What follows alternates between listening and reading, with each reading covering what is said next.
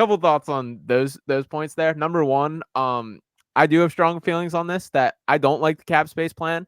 For me, we're gonna have these same conversations every year, and the chances of Joel Embiid being healthy for a playoff run are not going to get higher. That we just had this whole conversation about all the reasons why they have to prioritize make him healthy this year. None of that changes next year or the year after that he has a higher chance of being good then. So when you have this limited window, you go for it every single year, man. You give this team the best chance every single year. And while I mentioned the East is deep, the deepest I've seen it in a while, I still think none of these teams are perfect. That this isn't the Kevin Durant Warriors that they have to go through. That even the Celtics have flaws. Like there's nights where they don't look like this dominant team, although they've been terrific this year. Like I still have concerns that down the stretch, their lack of a true. I don't know. There's points that you can make. The Celtics are scary. That's by far the scariest team for sure. But like Joel Embiid's the best player on the floor when they face the Celtics if he's healthy. So that in itself is enough reason to me. And I also just disagree with the mindset of like committing to guys.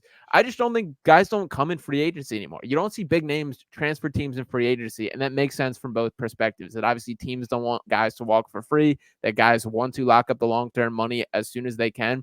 And for example, a contract like DeJounte Murray, I'm not scared to pay DeJounte Murray $30 million in 2028. That's like a totally fair contract for a guy that is going to be a fringe all-star, for a guy that's 27 years old.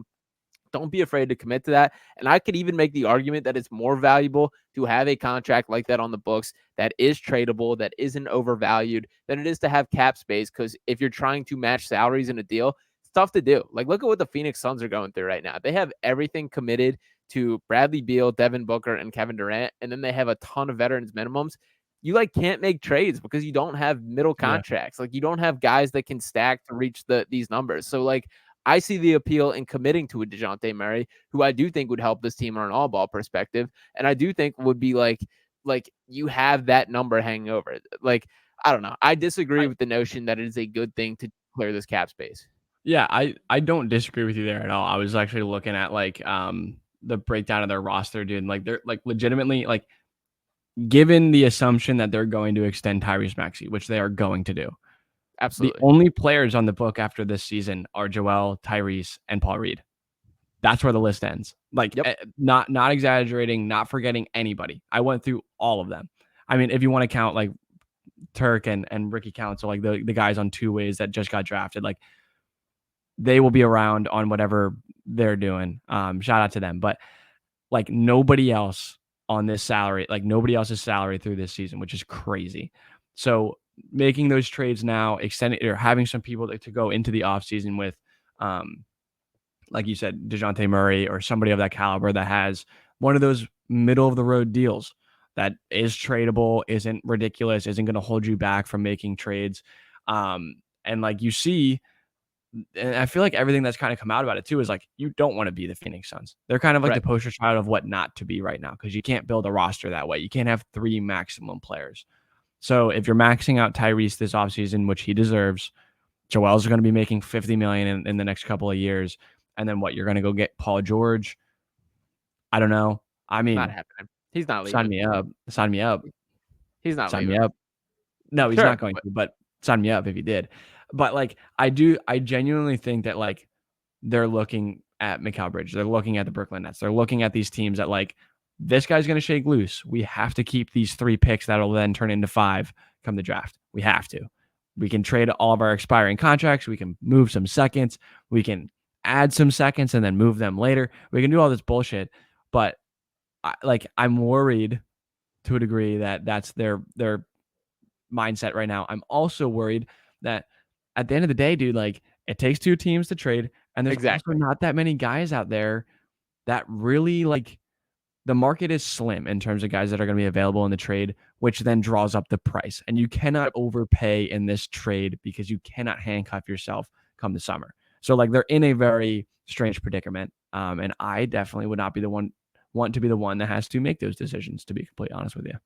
And by the way, this cap space is very intentional from Daryl Morey's side of things, that this is the first time that he can put his full fingerprints on this roster. That when he took control, we forget like one of his first moves was trading Al Horford and getting out of that contract. Like he's had to do a ton of like just backing up and getting out of past deals. This is the first time that he kind of has the freedom to build the roster as he sees fit. He obviously signed the extension. He's going to be here for a while as well. So now this is Morey actually painting his picture. And by the way, he's done quite well in undoing those and keeping this team afloat. But I still circle back to, like, yes, you can't overpay. Yes, it's a limited number of guys.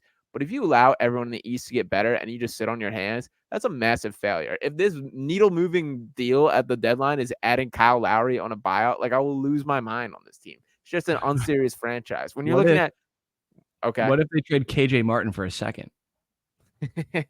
What if they duck the tax?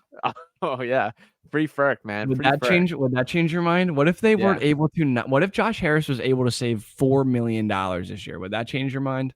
I forgot about all the duck the tax banners hanging in the rafters right now. How could I forget that one? But funny, yeah, dude. I see him every day. yeah, I'm sure. But, like, seriously, like, if they don't do something, it's a massive failure, and that Joel should be upset by that. Sixers fans should be upset by that, and, like, I just, that is my gut feeling for how this trade deadline goes, and I'm going to be so frustrated if that is the case. So I guess to wrap things up, what's your final prediction? If I asked you right now, we're flash forward to February 9th. What did Daryl Morey do? All right, here's my breakdown, and we'll come back to this. Okay. They're going to trade KJ Martin for a second.